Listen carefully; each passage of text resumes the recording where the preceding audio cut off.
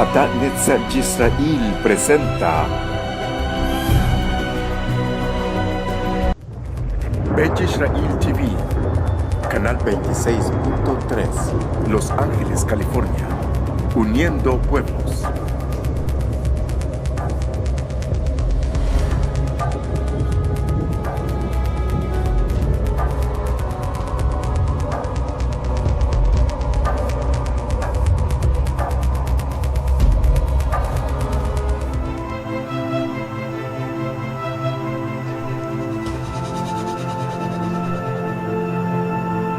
Bet Israel TV, canal 26.7, Los Ángeles, California, uniendo pueblos.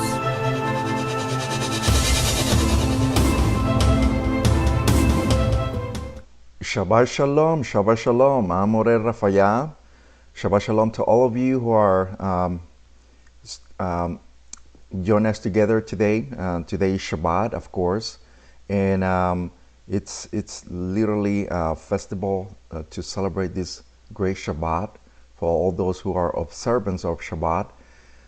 In this great Shabbat, we have another Parashat, another Torah portion, which the Creator tells us to search every time the scriptures, just as Mashiach told us to search the scriptures, because we will find the Olam Haba, the everlasting life.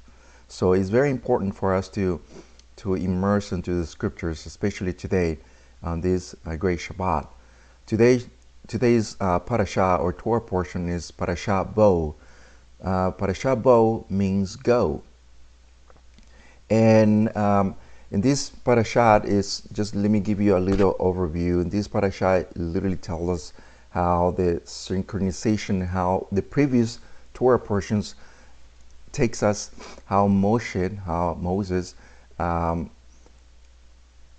sent by the Creator Yahweh Sebaot goes back again after 40 years to bring back or deliver, being as a savior, as a Mashiach, anointed to go back to the place where he was born in Egypt.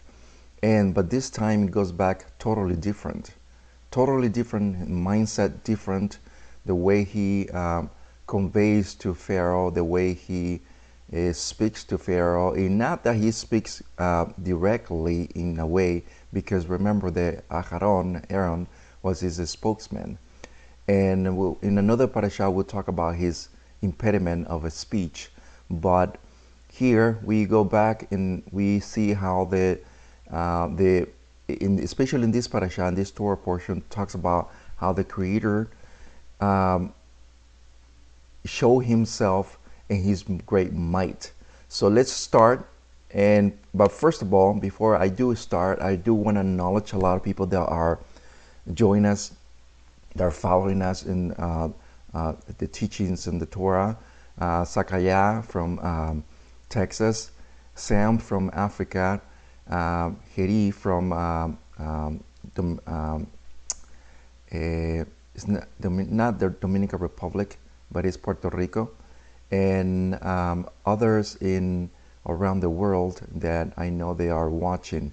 Thank you for being with us and joining us, and also here in California that they are watching us too. So thank you very much. And also I want to give a shalom also to Adat Yisrael, that they're watching us too in Vegas as well. So let's start Parashat Bo. And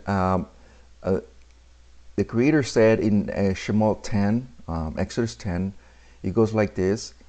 And Yahweh said to Moshe, Bo means go in Hebrew, to Pharaoh, and for I have hardened his heart and the hearts of the servants, so that I know these signs of mine before him, and that you are related to in hearing of this son and the son's sons that I have done in Mizraim, or in Egypt, and my signs which I have done among them, and you should know that I am Yahweh.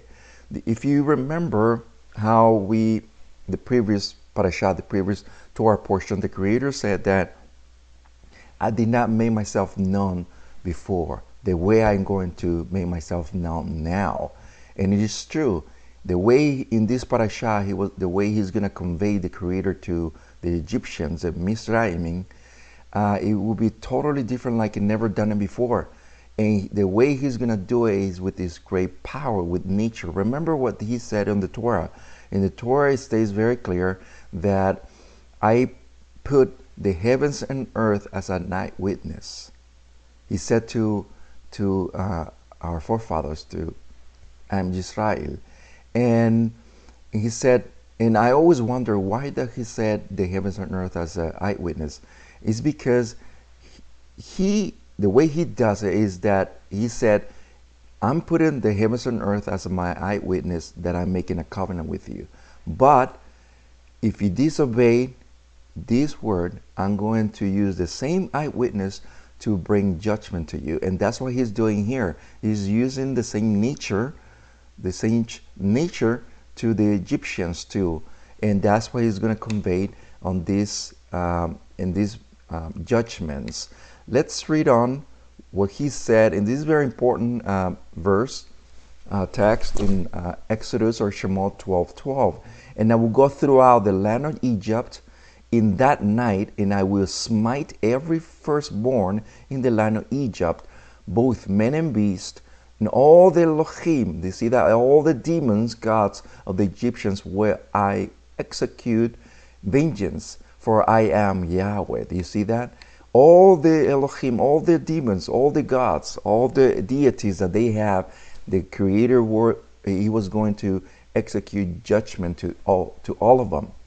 But it is very important, before I go on to that, and because we are next, I do want to mention something. The Creator never, ever, ever forgets what the Goyim or the nations do to us, to Am Yisrael. He never forgets. He said on his word that whoever touches my people is like touching the apple of my eyes.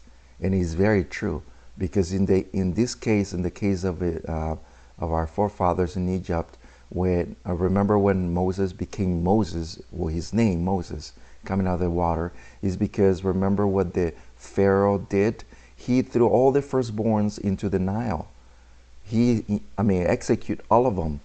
And that's one of the reasons why Moses was saved, because of his parents. But the amazing thing is that the Creator never forgets. He said, and let's go back here. He says, I will go throughout the land of Egypt that night, and I will smite every firstborn. Do you see that here? Not just the firstborn of men, but also beast. He said, you did this to me a long time ago. I will not forget. The time will come where I will take your firstborn. And he never forgets what the Goyim or the nations do to us. He always executes judgment, but not the time that we want to, in his time. Okay, the thing is that the problem is that we want to take a vengeance most of the time in our time, in our convenience, in our ways. But it doesn't work in the Creator's path, in the Creator's judgment works in this perfect timing. So we have to wait up. That's what, if you go into every single verse that you see, our people who knew how they execute judgment, how the secret execute judgment work, they knew that's what they always said. Yahweh is my salvation. Yahweh would execute vengeance over me, because they knew that the Creator have a perfect way how to do it. So in this case, the time came, not just for the beast or the humans, but also for the Elohim, for their gods, for their demons, their deities. And we will see how the way he does it. Let's go with the first one. The first Elohim, the first demon, is happy. Happy and Kum. Happy and Kum were the gods or the demons or the Elohim of the Nile.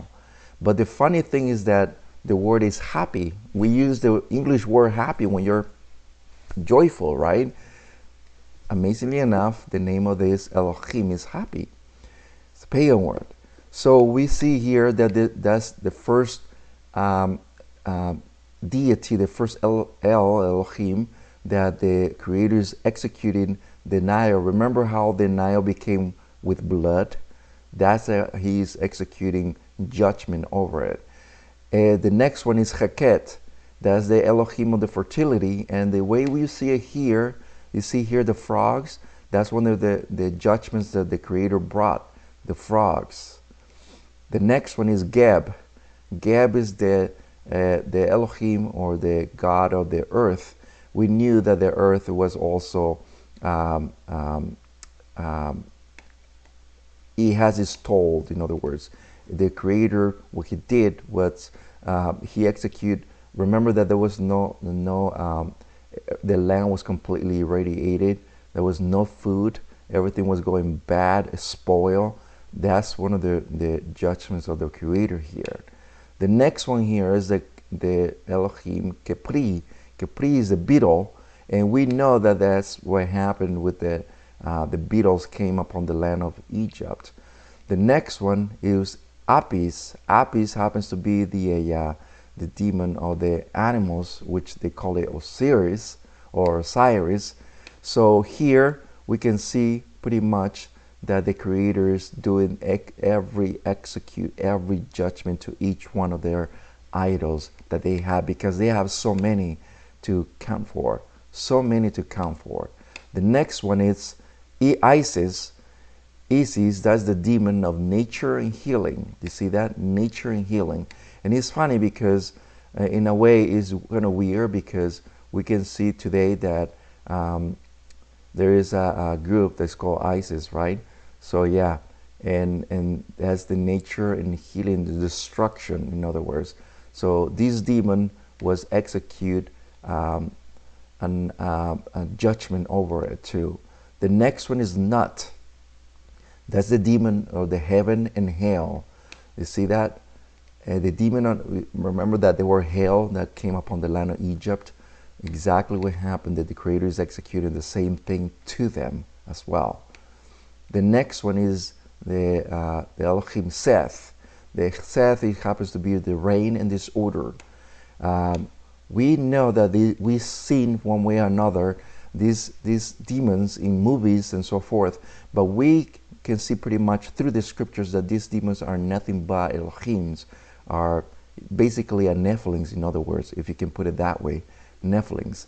So the Creator is using his own nature to bring judgment over them and over the land of Egypt and those who worship these demons. So here we can see pretty much the thunder and rain. Now we go back almost in the last one, Ra. Ra happens to be this the god or the demon of the sun, and we can pretty much see in all these hieroglyphics that they worship the sun. If you notice the halo around the head, above the head, that means the pretty much the sun god, the demon god, that they worship the nature and the heavens. So that's why he uses the heavens and the earth to bring upon judgment over them. Now we go into Pharaoh himself. Remember that Pharaoh himself was considered as a god, as an El too. So he was considered as the son of Ra. So that's why he was considered more as a god, as a El, as a Elohim to the nation of Mizraim, the nation of Egypt, and he was considered as the son of Ra. That's why everybody, in a way, fear him, because apparently he had powers.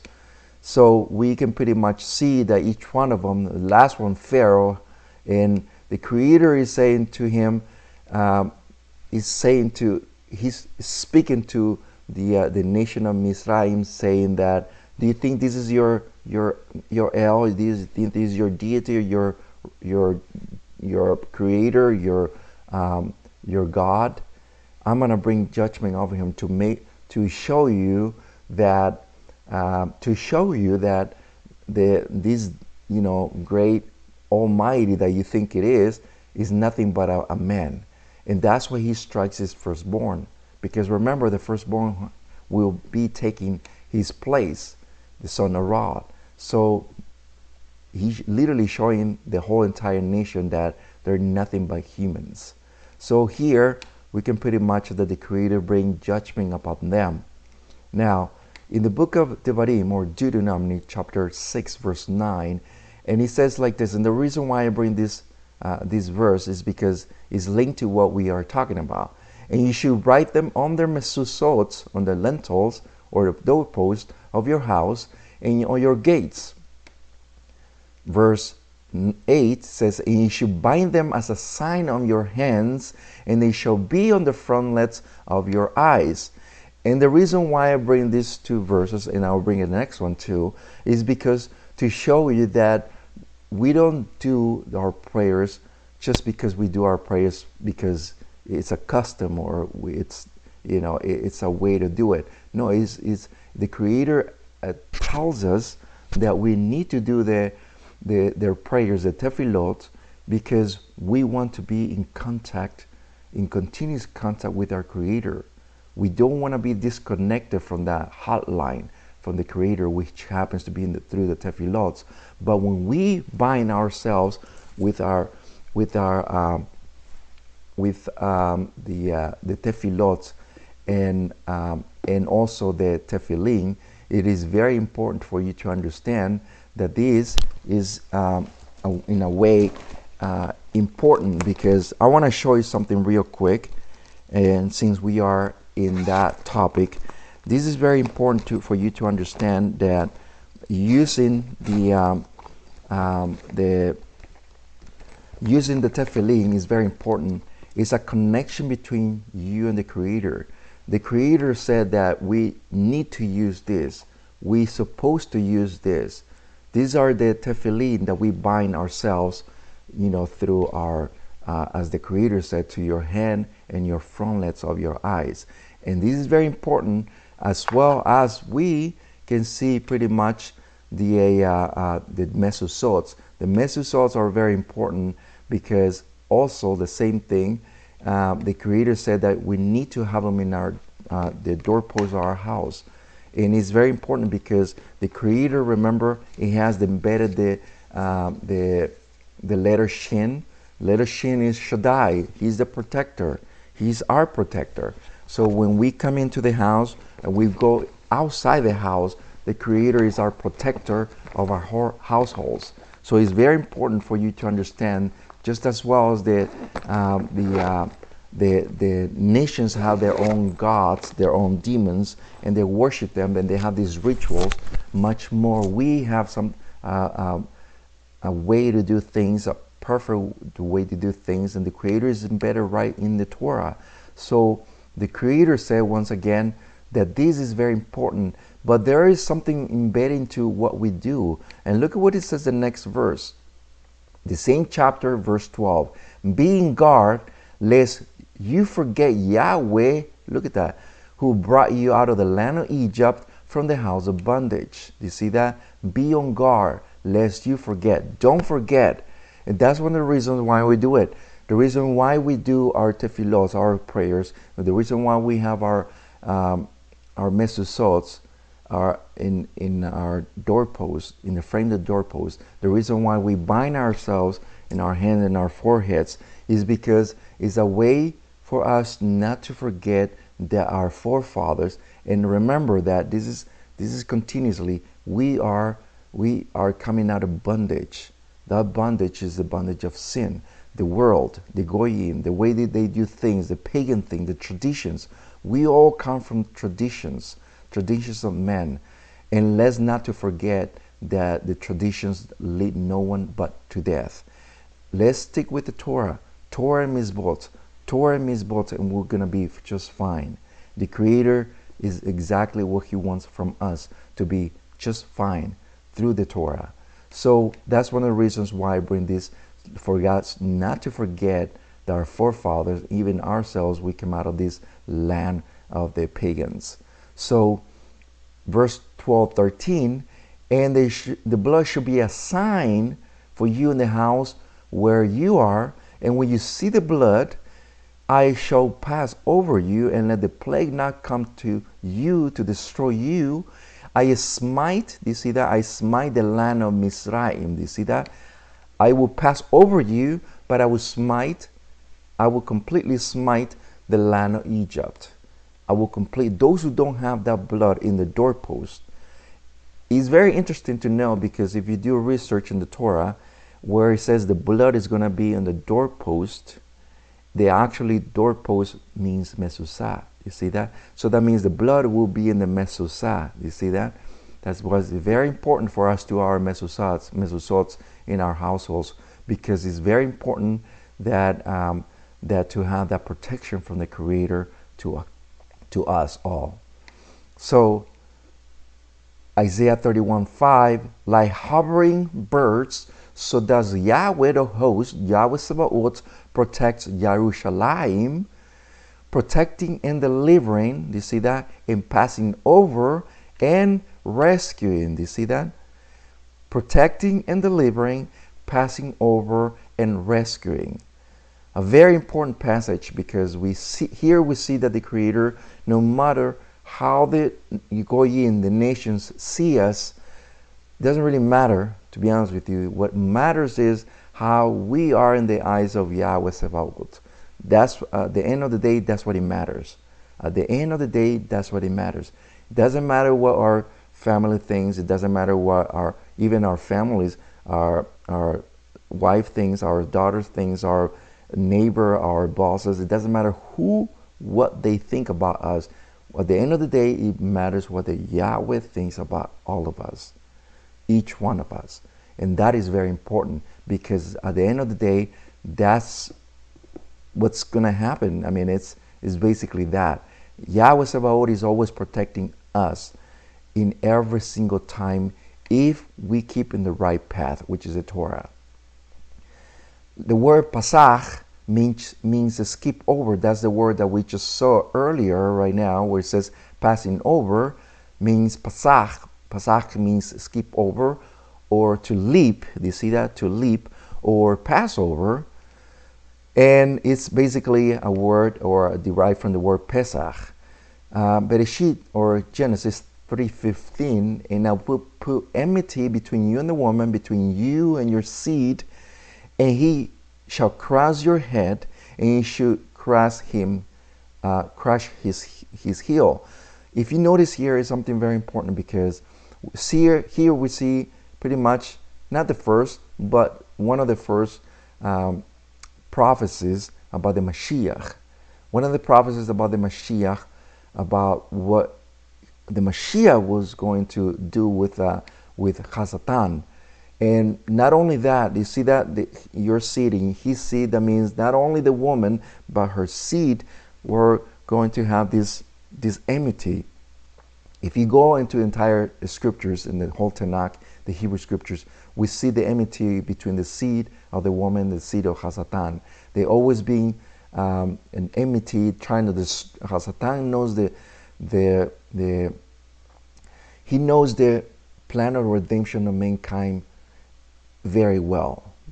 So therefore, he wants to make sure that it doesn't happen. And the ultimate event is the Mashiach first coming in the first century. That's why if you see every single time, every event, malignant event that happens, even before the Mashiach was born, with Esther, the annihilation of Yehudah, of the Jews in that era with Esther. Remember, the northern kingdom was already spread among the nations. So the one at Jerusalem was our Jewish brothers in the southern kingdom.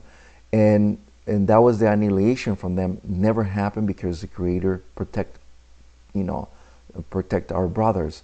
And not only that, he's been through entire time the Maccabees also as well. So he's been through many because remember, from that lineage, the lineage of Yehudah, it was going to come the Mashiach. So it was very important to protect that lineage. Now, wanted to bring another verse that is very vital.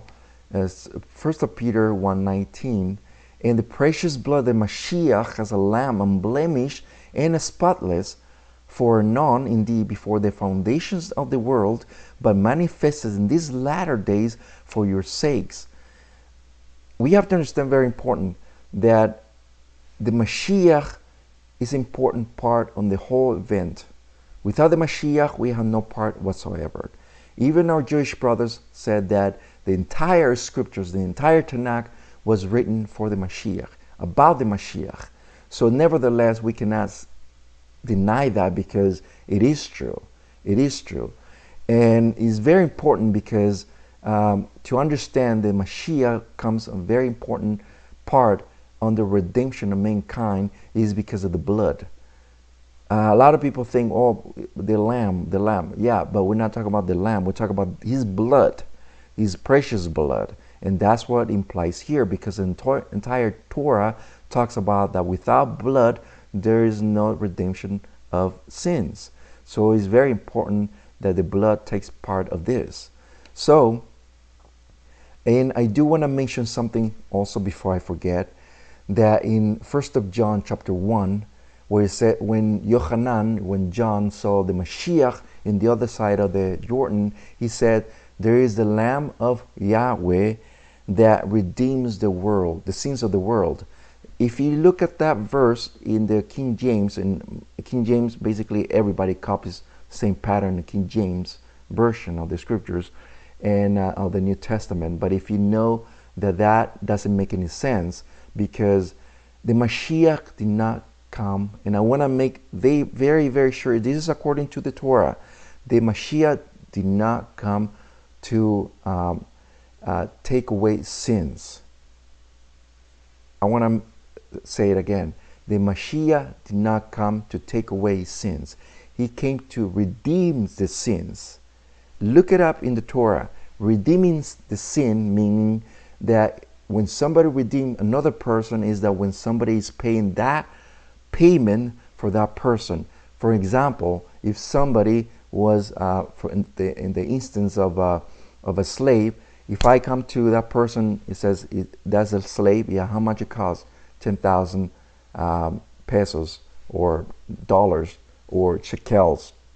Okay, 10,000 shekels or $10,000. Okay, I'll give you 15,000, let them free. I am paying for that person. I'm redeeming that person. And so that's what the Mashiach comes to play. In the entire Torah, it talks about redemption. Let me give you another example. If the Mashiach came to take away the sins of the world, why there is so much sin today? Good question, right? So that means that the sin is still abiding today. So the Mashiach came to redeem for those who are willing to be redeemed. But he did not come to take away sins because people are still sinning. Doesn't make any sense, right? Okay, so when the very last thing the Mashiach would take away at the very end of his second advent, when he returns back again, will be the last thing according to Revelation will be sin. Will be death. Sin brings death. So death will be the last thing that the Mashiach will come and take completely annihilation, and will be thrown in the lake of fire according to Revelation 21 and 22. So please read on, do search it out. We're not making this up, but the redemption takes a huge part on the Brit Hadashah and also on the Tanakh in the Torah. So let's go back over here, and Revelation 5:12 say in loud voice, worth is the Lamb having been slain to receive power and riches and wisdom and strength and respect. You see that? In esteem and blessings. Worth is the Lamb that having been slain. Here is talking about the Mashiach Yahushua. Here is talking about that he is worthy of respect and esteem and blessings because he is the Mashiach. He is our Mashiach. And without him, honestly, we have no part on this world because he is the reason why we are here.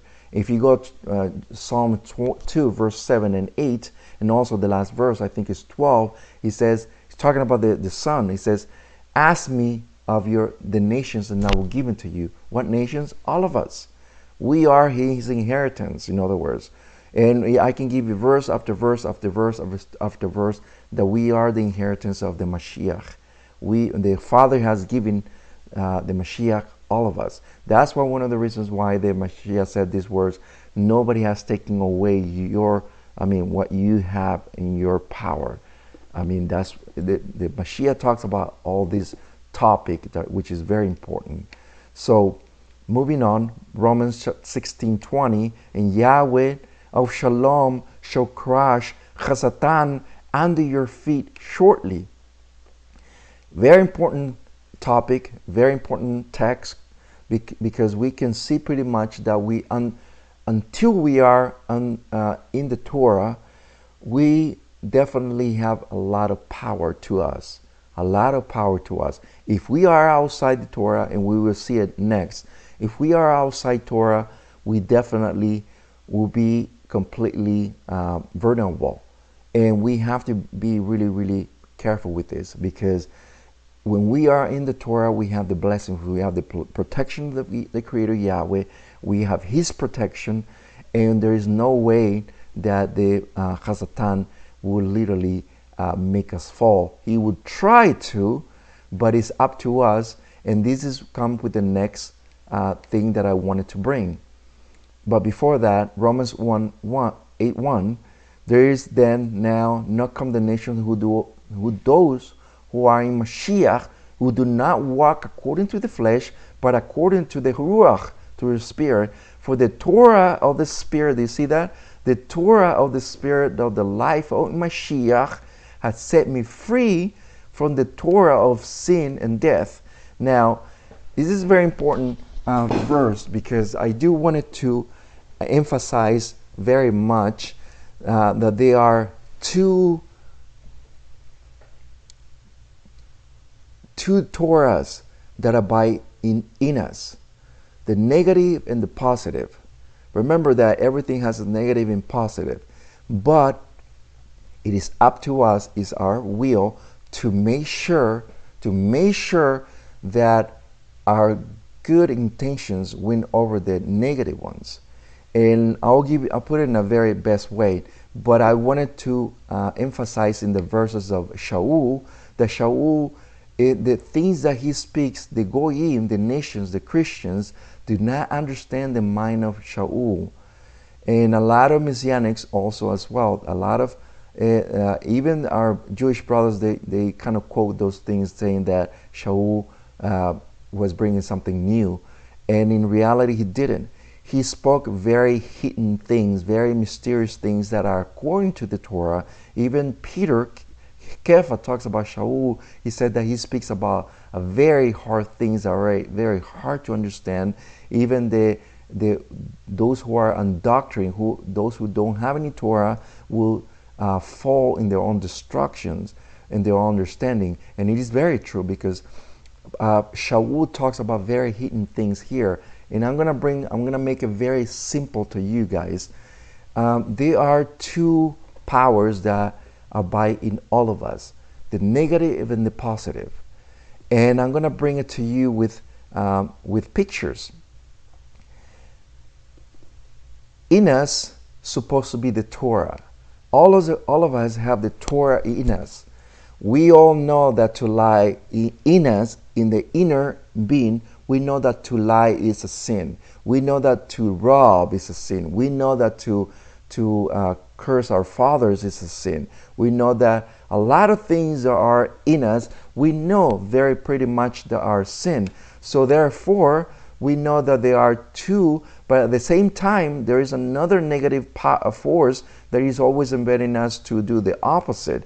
But the first one is the 248 positive in the scriptures. Remember, there are 613 mizbots in the Torah. 613 mizbots on the Torah. The 200 positive, 248 are all the ligaments in our bodies. That means our whole being. What is called in Hebrew the Yetzer Hatov, the good inclination. All of us have it. All of us have, whether we like it or not, we do have the good inclination to do things.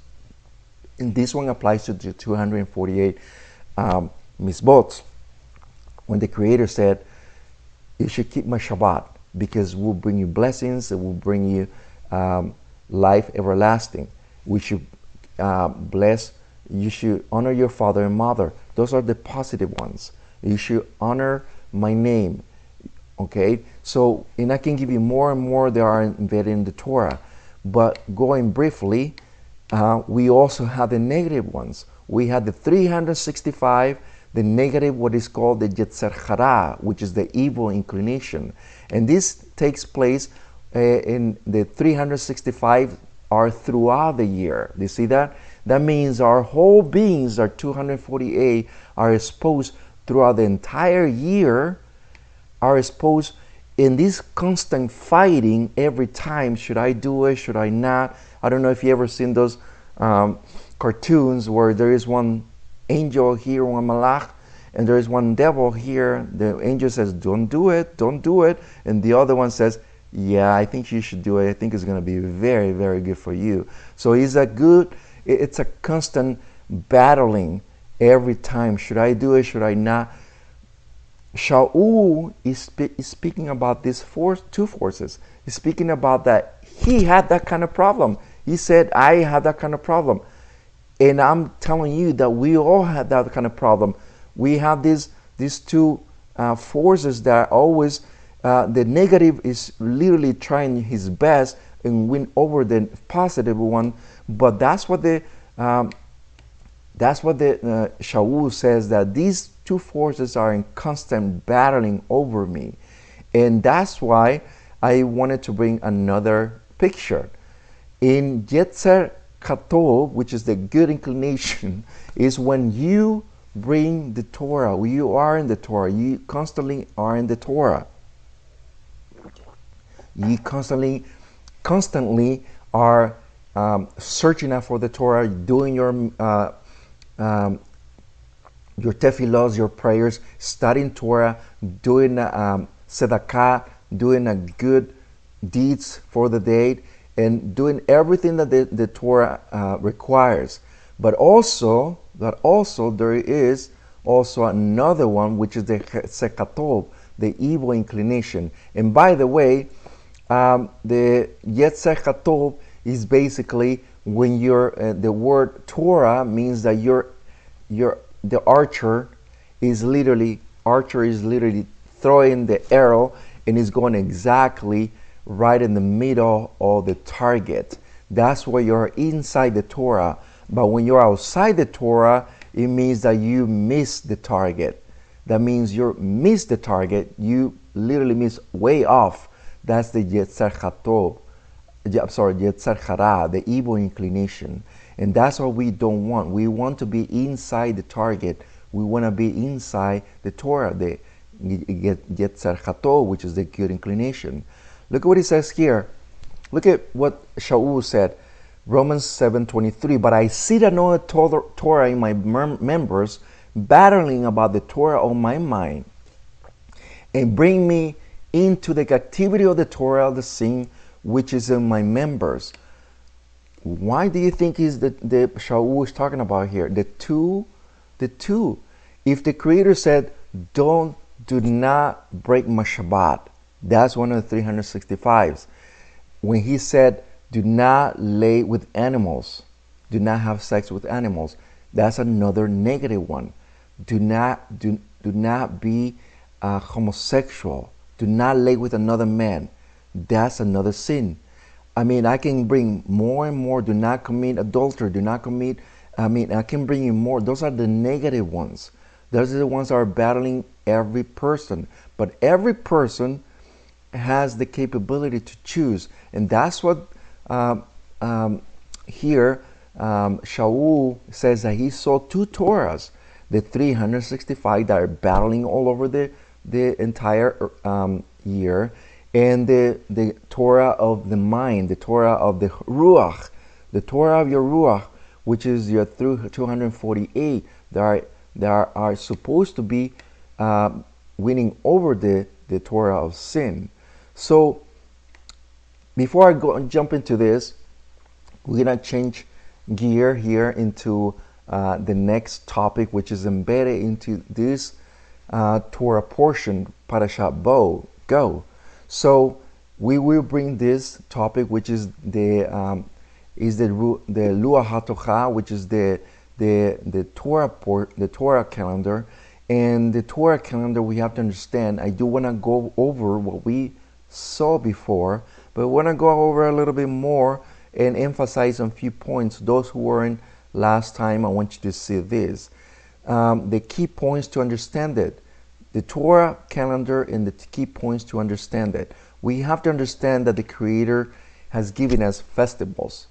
He has given us festivals for us to search it out, for us to be happy, for us to be joyful, for us to be grateful, to give Him to give Him thank you for all the years, for what He have given us.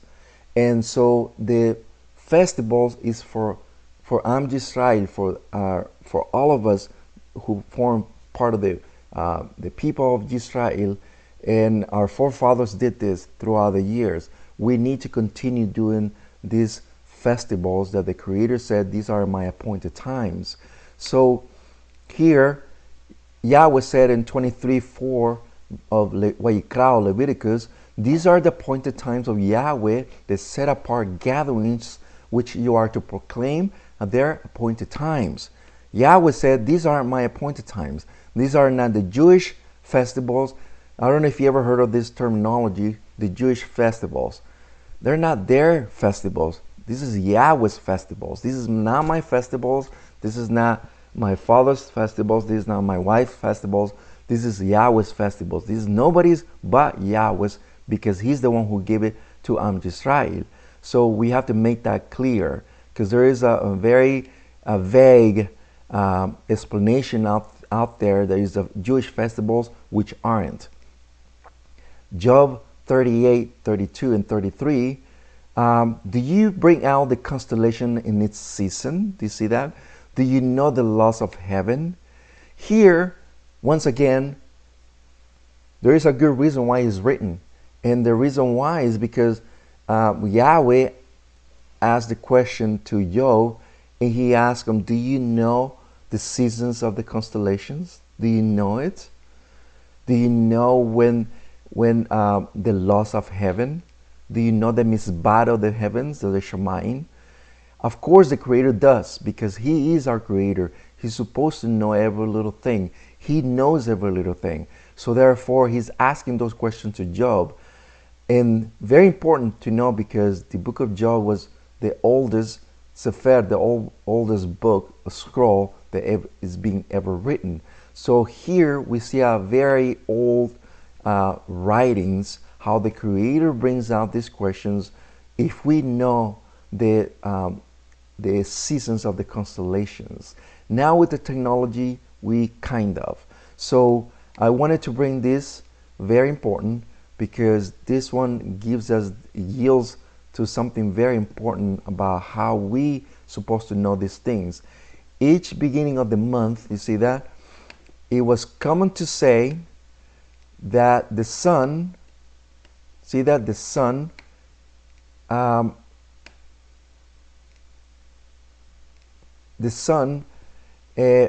is entering a new door. These are the 12 portals of constellation, each coming to its sequence for a solar month, and in parentheses, no lunar month.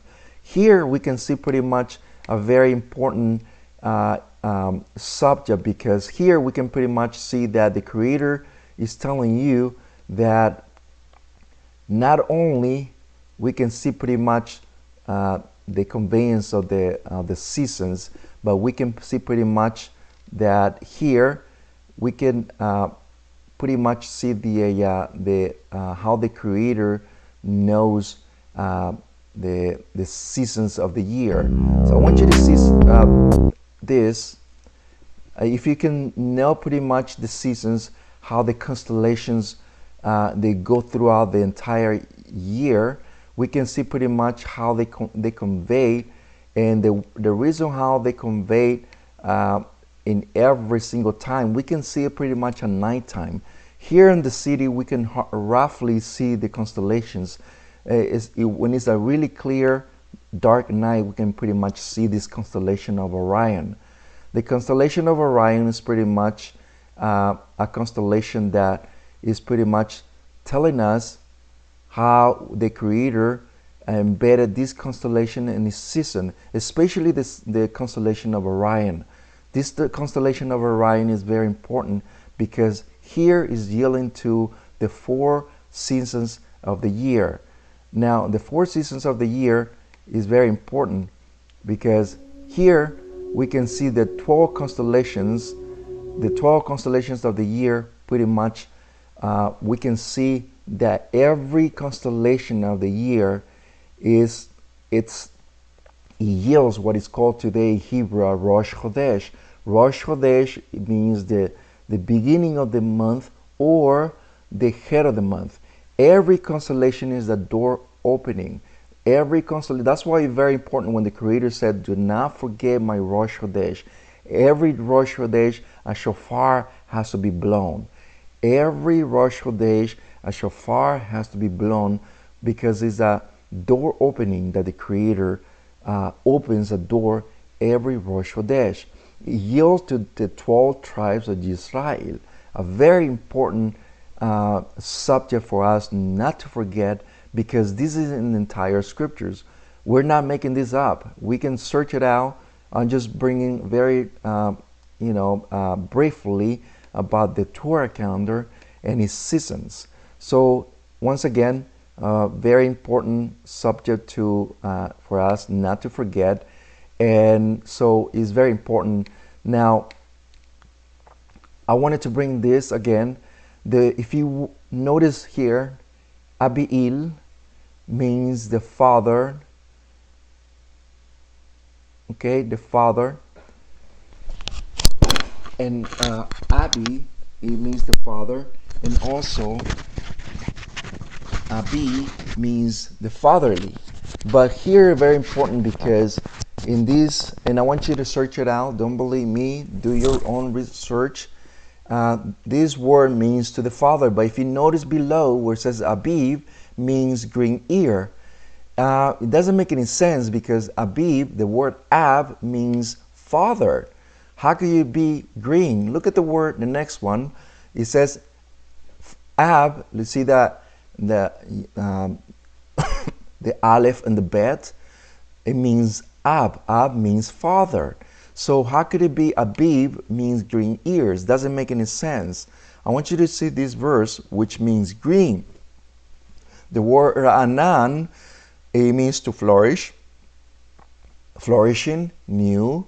I want you to see a verse where it means this word Ra'anan, which is founded in the book of Deuteronomy or Devarim 12:2, under every green tree. Look it up, and that's what it means. The word is Ra'anan. So the next one, look another word, green, Yerek.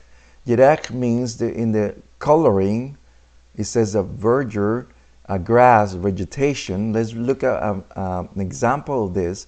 Genesis 1:30. And every green plant is for your food.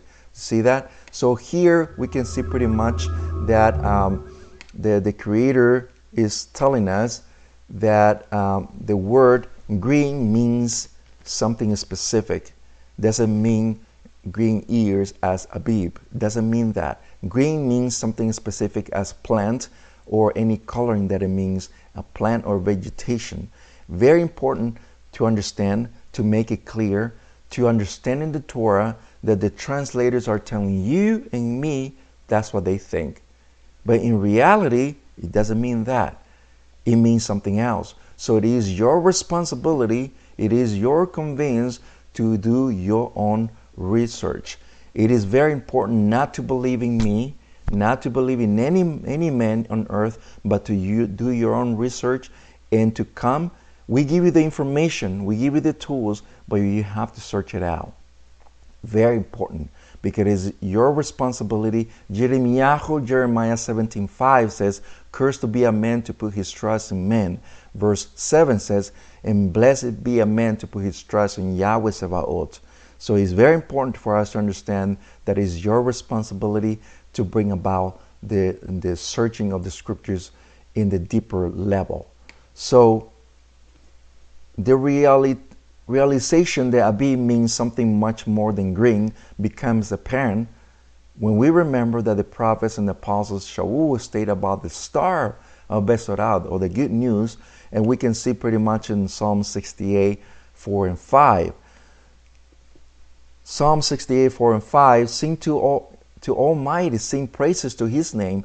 By His name, Yah or Yahweh, I exalt before Him. Father of the fatherless, you see that? And a right ruling of widows, and Almighty has His set apart dwelling. Do you notice here, Father and the set apart dwelling?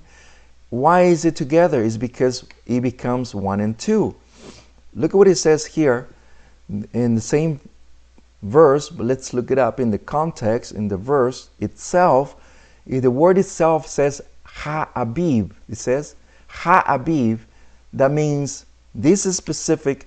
It says twice, Ha-Abib underneath and Ha-Abib in the top of the same verse. Chapter 16, verse 1 of the Barim, or the book of Deuteronomy, chapter 16, 1. But here we can see pretty much that the word is Ha-Abib. Let me make it clear. I don't think it works in every single language, but I don't think it does. And I already did research, and it doesn't.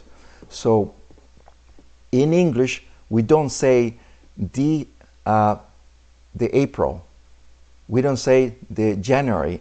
We don't say the March. We don't say the December. Or we don't say the Monday.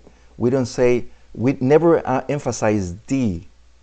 We always say, hey, on Monday, or on January, or on December. We never emphasize the. My question is, in the Torah, in this specific, remember that the rest of the months are not called by name, are called by the month. On the month, you see that? On the month on the month of the 5th month, on the 7th month. You see that? On the 7th month, on the, in the, and they emphasize the. But on Abib, because it's a name, it does emphasize as the. So in other words, right here is emphasizing an event. It is a month, but it's merely emphasizing an event, and that event is the Tekufot, the equinox, what they call it. So very important. Yahweh, our supreme authority, the Father, is the Almighty. He travels through the heavens or the stars. It is His house, the habitation. Of course, His account is symbolic because the Father is telling us His story in the constellations of His creation, on which David sang praises. The heavens declare the esteem of Yahweh, and affirms the show of His handwork. Day and a day utter speech, and night unto night show it a knowledge. Remember too that this happened to be David's heavenly song when Shaul quoted covering the Mashiach, as heard on Romans 8:10 verse 18. So this is very important. Here is telling us that the Father, His habitations, the heavens and heavens above. So here is telling us that in order for us to understand Abib, we have to understand the heavenly habitation of Yahweh Sebaot, which we're about to. So in the Jewish Orthodox Bible, it is quoted this way. The Barim, or Deuteronomy 16:1, it says, be shomer of the month of Abib. You see that? In parentheses, it's springtime. Why? When is the springtime? It doesn't say in spring. It says it's springtime. Springtime is telling you as an event. That event happens to be the Tekufot of spring, or the equinox. The question arises from time to time if the Israelite calendar system was really solar, where does the term equinox appear in the Bible? Good question, and a legitimate one. The answer is equinox does not appear in any scriptures verse. Why? Because the term Latin in the scriptures were written in Hebrew and Greek. What we call it today the spring equinox is written in Hebrew Ha-Abib, De Abib, the term in the scriptures. So the term in the scriptures, De Abib, happens to be an event. It happens to be the tekufot of Abib, or what is called today the equinox of Abib, or springtime. So today we call it like that. With these verifiable facts brought to the surface, we can be convinced that is originally intended that at the time of the Mosaic writings, the word Abib referred to the spring. It also literally means the Father's house. That's what Abib means, the Father's house, as symbolic of the heavens constellations, the star at a spring, while the Abib means the event of the springtime. Do you see that? The event of the springtime, which we shall see in the precise designated as the equinox. Here we can see pretty much that when the equinox actually enters in Abib 1, is basically it opens not in the first century, but the first Beit HaMikdash, the first house of prayer temple, where Shalomo, he knew the secrets of that the Creator empower him and bestow him. But we see pretty much that he knew how the Beit HaMikdash was placed in a perfect place, in a very settled place, where the spring equinox, when the sun rises on the mountain Olives, it rises all the way up and enters through the doors of the Beit HaMikdash, of the house of prayer, and it enters into Haron, the Haron, which happens to be the ark. And everybody knew in the time of Shalomo that was the enthronement of Yahweh Sabaoth. Now it makes a whole lot of sense. The enthronement of Yahweh Sabaoth. Why? Because it's the Father's house. It does make a perfect sense now. Now, the Hebrew manuscripts text shows that in the book of Deuteronomy, or Devarim 16:1, correctly reads, observe the month of the Abib. You see that? Of the Abib, and keep the Pesach of Yahweh your Almighty. Ha-Abib means the month of the Abib. You see that? It doesn't say the month of Abib. It says the month of the Abib, which happens to be an event.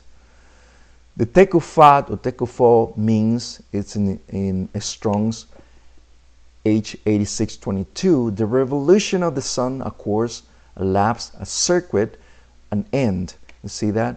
So this is very important. The tekufots are always conveyed with men's birthdays, and also at the start of each seasons are the tekufots. We know that every season there is a tekufot. We know that for a fact. Going back again, every season has its tekufot, 4 tekufots, which is spring, summer, fall, and winter. So let's not forget this, very important as well. In the time of Shalomo, we know that the sun coming from the east, it enters on the Beit HaMikdash right into the Aron, which is the ark. That was the spring equinox. Then to the right, it was the summer solstice, and went inside, it went like a zigzag straight to the Aron as well. And it came back right in the middle again to the tekufot, or the equinox of fall. It enters again inside the Beit HaMikdash, and at the end, on the left side, it enters the last tekufot, which is the tekufot of winter, and which enters all the way inside to the Aron. Remember, the summer and the winter are solstice. One that yields a larger daytime, and the one that is a shorter time. Let's read it again. Let's do it again. Today we are in the season of summer. If you notice, the days are longer. The daytimes are longer. Yesterday was around 8:30, almost 8:40, and the sun is not even set yet. On winter time is the opposite. It's 5 o'clock and it's already dark, pitch black. So the same thing here. If you remember in the wilderness, Yahweh went with two pillars, one to rule for the day and one to rule for the night. One that yields to the day and the one to yield for the night. Same thing as Shalom. So this is very important information. 66 verse 1 of Yeshayahu or Isaiah, so says Yahweh, heaven is my throne. Heaven is the throne of Yahweh. Heaven is the throne where Yahweh dwells,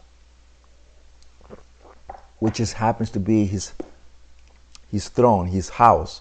So very important for us to understand that Ruach HaTorah is yield by the seasons, not the moon, once again.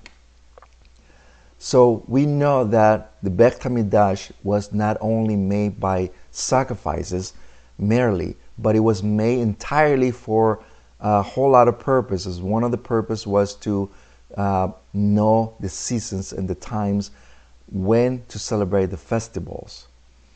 We know, if you can see here, that the Aviv one of March 21st of a spring equinox, or the Tekufot, or the springtime or equinox, we can see pretty much in Yerushalayim how the sun rises from the Mountain Olives. So here we can see pretty much another picture. You can see pretty much right in the middle the equinox, and we can see on the left side, we're looking at from the point of view of the Beit HaMikdash, or the house of prayer, and we can look on the left side. You can see pretty much the solstice of summer, and goes back to the middle to the equinox of fall, and the last one we can see pretty much the winter solstice, which is the last one. I want you to see this, a very important verse in Ezekiel 10:14. Each one of the cherubs, or the angels, have four kinds of faces. A face of a man, okay? Four kinds of faces. A face of a cherub, or a angel, a face of a man, a face of a lion, and a face of an eagle. Very important. But if you notice, the same thing as the constellations. Every constellation, every Tekufot, which is the spring, summer, fall, and winter, has the same thing: eagle, lion, bull, and man. So we see pretty much the same thing. But I want you to see something important in the next verse. Ezekiel 10:19, and the cherubim lifted them wings and rose from the earth before my eyes, and they went out from the wheel were besides them. And look what it says here in red. And it stood, that means it stood, pause, in other words, at the door of the east gate of the house of Yahweh, and the esteem of Yahweh Yisrael was about them. Do you see that here? Once again, and it stood at the door of the east gate of the house of Yahweh. Stood, the word stood means they pause.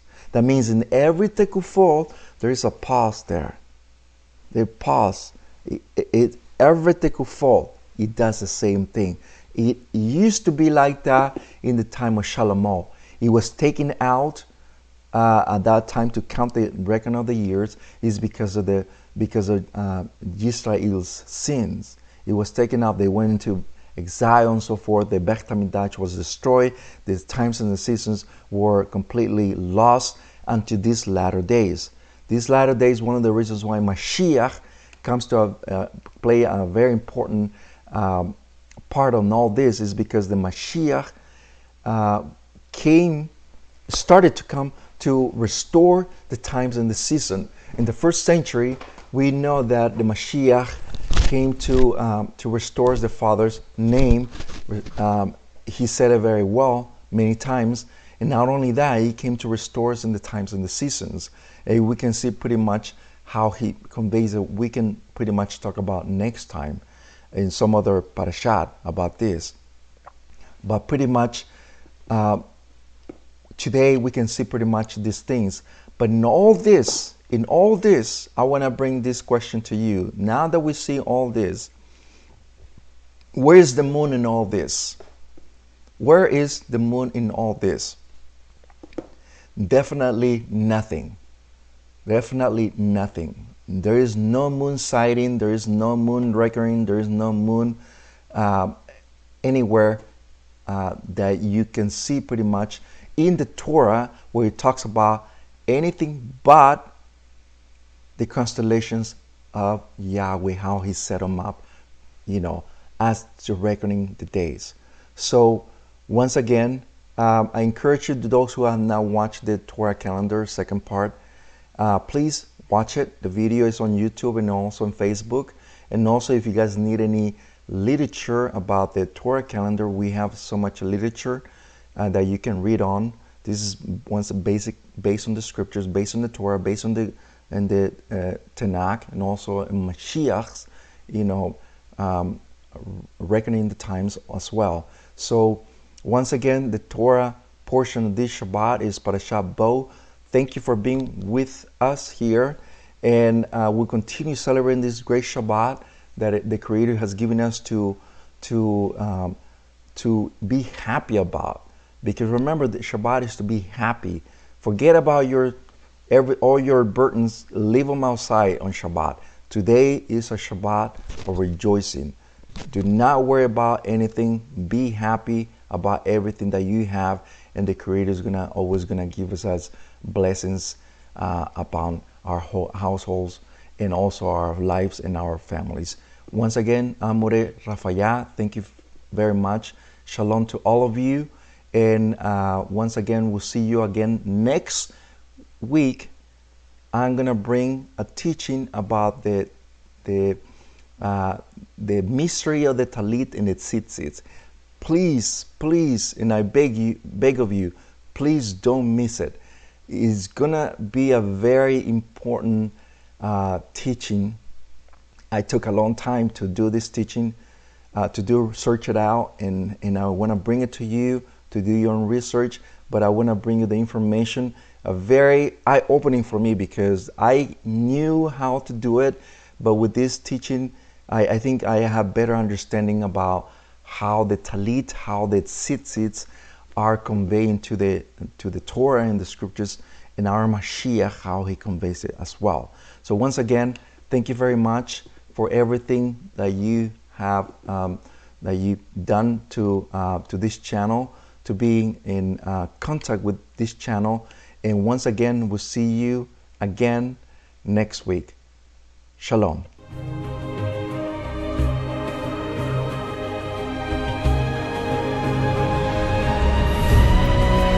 Adat Israel presenta